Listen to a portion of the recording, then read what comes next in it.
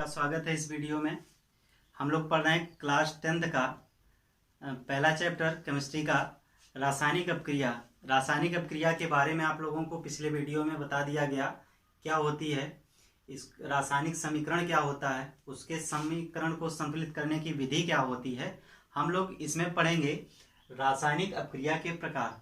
लेकिन कुछ पिछले वीडियो में आप लोगों को बताया गया था कि इसके संतुलित करने की विधि क्या होती है, उसको आप लोग करते रहिए, समीकरण आप लोगों को समझ में आएगा।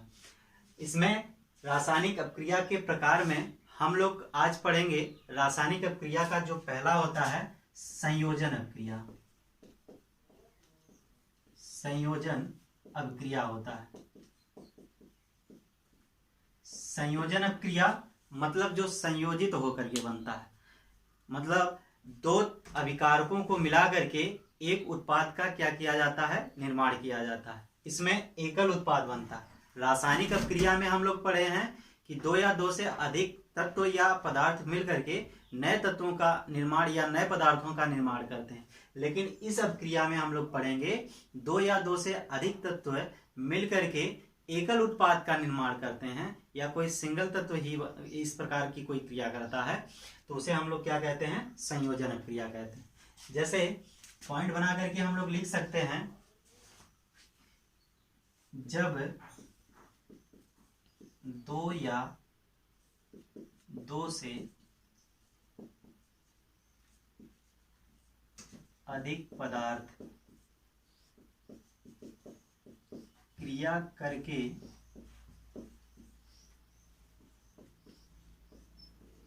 एक पदार्थ या उत्पाद का निर्माण करते हैं, उसे संयोजन अपक्रिया कहते हैं।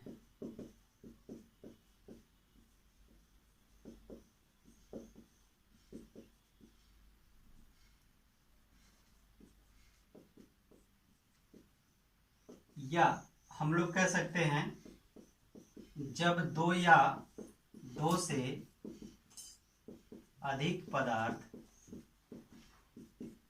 मिलकर एकल उत्पाद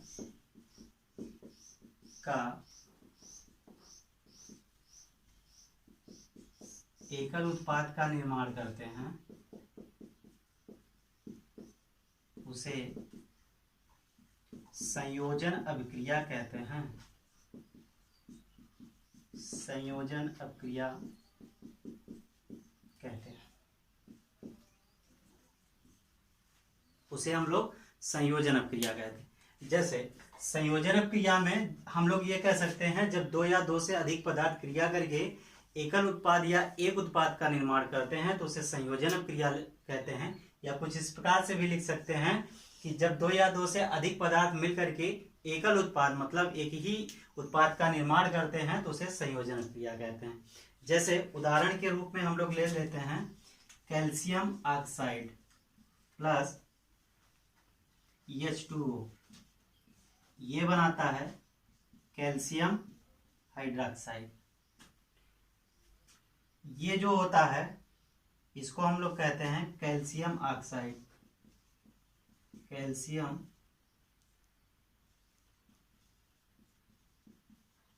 ऑक्साइड ये होता है बिना बुझा हुआ चूना। बिना बुझा हुआ चूना। और ये आपका होता है कैल्शियम हाइड्रोक्साइड। इसको हम लोग कहते हैं बुझा हुआ चूना।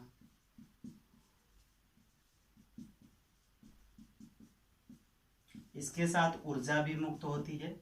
जैसे देखिए यहाँ पे जब जल की क्रिया कैल्शियम ऑक्साइड से हुई, तो कैल्शियम हाइड्रोक्साइड का निर्माण किया गया। कैल्शियम ऑक्साइड को हम लोग बिना बुझा हुआ चूना कहते हैं, इसको बुझा हुआ चूना कहते हैं। ये इनकी क्रिया जब हुई तो ये बना, इसके साथ और कोई उत्पाद नहीं बना, तो मतलब ये क्या होगी, आपकी संयोजन अपक्रिया होगी। एक और उदाहरण ले लेते हैं, जैसे मान लेते हैं कैल्शियम हाइड्रोक्साइड इसकी क्रिया हम लोगों ने कार्बन डाइऑक्साइड के साथ करवाया, तो बना कैल्शियम कार्बोनेट और इसके साथ क्या बना, जल बना। ये भी एक अभिक्रिया हो गई कि कैल्शियम हाइड्रोक्साइड की अभिक्रिया हम लोगों ने कार्बन डाइऑक्साइड से करवाया, तो ये कैल्शियम कार्बोनेट बना और जल बना। तो मतलब इसमें उत्पाद के रूप में कितने बन गए, 2 बन गए। उत्पाद कितना बन गया, 2 बन गया। तो ये आपकी संयोजन अभिक्रिया नहीं हुई। यहाँ पे जो आप लोगों का यहाँ पे बना है वह कितना बन गया, 2 उत्पाद बन गया। कहने का मतलब ये आपकी संयोजन अभिक्रिया नहीं हुई। तो कहने का मतलब सिर्फ यही है कि जब 2 या 2 से अधिक पदार्थ मिल करके सिर्फ एकल उत्पाद का निर्माण करते हैं तो ऐसी अभिक्रियाओं को संयोजन अभिक्रिया कहते हैं। इसको आप लोग नोट कर लीजिएगा। जैसे और एग्जांपल ले लेते हैं।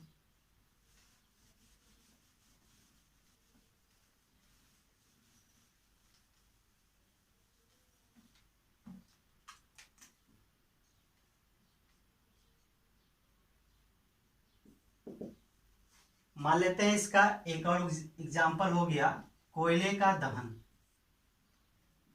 कोयले का दहन, इसमें कार्बन की क्रिया जब ऑक्सीजन से हुई तो ये कार्बन डाइऑक्साइड बनाया और इसके साथ मुक्त कर दिया ऊर्जा। ये कार्बन डाइऑक्साइड बनाया और इसके साथ क्या मुक्त कर दिया, ऊर्जा मुक्त किया। यानी जब कार्बन की क्रिया किसके साथ हुई, ऑक्सीजन के साथ, इसके साथ मतलब बनाया, जब इसकी क्रिया हुई और इसके साथ ऊर्जा मुक्त हुई और कोई उत्पाद इसके साथ नहीं बना, तो मतलब ये संयोजन अभिक्रिया का आपका क्या हो गया, एक उदाहरण हो गया। एक और उदाहरण ले लेते हैं, जल का निर्माण। जल का निर्माण, जल का निर्माण, इसमें हाइड्रोजन की अभिक्रिया जब ऑक्सीजन के साथ करवाई गई तो बना H2O। 2 से इसमें हम लोग गुणा कर देते हैं, ये आपका जल बना। तो मतलब इसमें भी एकल उत्पाद ही बना और इसके साथ मान लेते हैं अगर ऊर्जा मुक्त होती है। अब इसमें हम लोगों को ये मिला कि एक ही उत्पाद बनता है और उसके साथ ऊर्जा भी मुक्त होती है। तो ऐसी रासायनिक अभिक्रिया जिसमें ऊर्जा मुक्त होती है उसे हम लोग ऊष्माक्षेपी अभिक्रिया कहते हैं। ऊष्माक्षेपी अभिक्रिया होती क्या है, इसको भी जान लीजिए।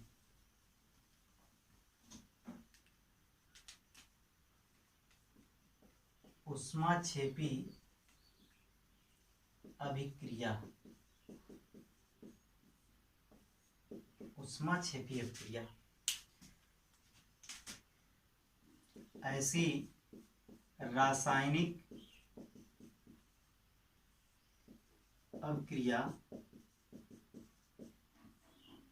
ऐसी रासायनिक अभिक्रिया जिसमें ऊष्मा निकलती है, जिसमें ऊष्मा निकलती है,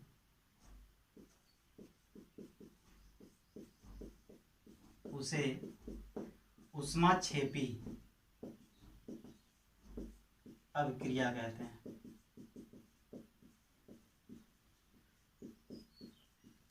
मतलब ऐसी रासायनिक अभिक्रियाएं जिनमें अभिक्रिया के दौरान ऊष्मा का या ऊर्जा का उत्सर्जन होता है उसे हम लोग कहते हैं ऊष्माक्षेपी अभिक्रिया कहते हैं।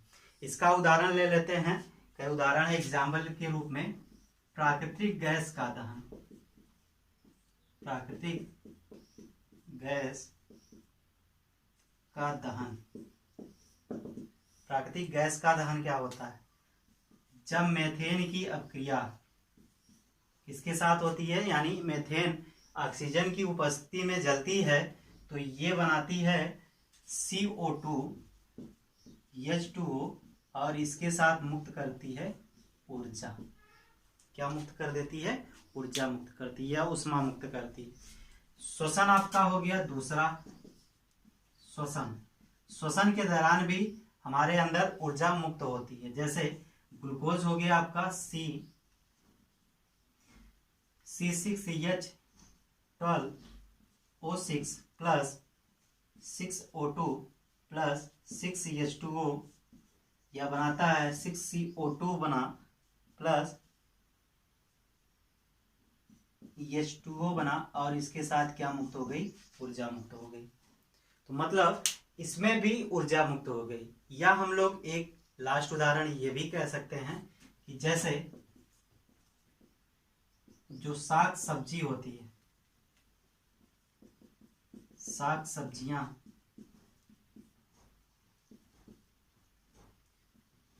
विघटित होकर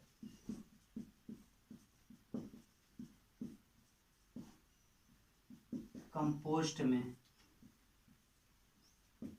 बदल जाती।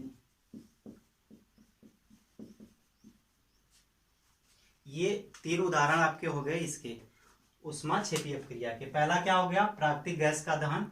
जब प्राकृतिक गैस का दहन होता है तब इसके साथ ऊर्जा मुक्त होती है, मतलब ऊर्जा निकल रही है, तो ऊष्माक्षेपी अपक्रिया। शोषण के दौरान भी ऊर्जा निकलती है, मुक्त होती है, यह भी क्या हो गई, ऊष्माक्षेपी अपक्रिया हो गई। साग सब्जी विघटित होकर के भी कंपोस्ट में बदलते हैं, तब भी यह क्या हो गया आपका ऊष्माक्षेपी अपक्रिया हो गई। अगली वीडियो में हम लोग पढ़ेंगे वियोजन अपक्रिया के बारे में, अपघटन अपक्रिया के बारे में। आप लोग इतना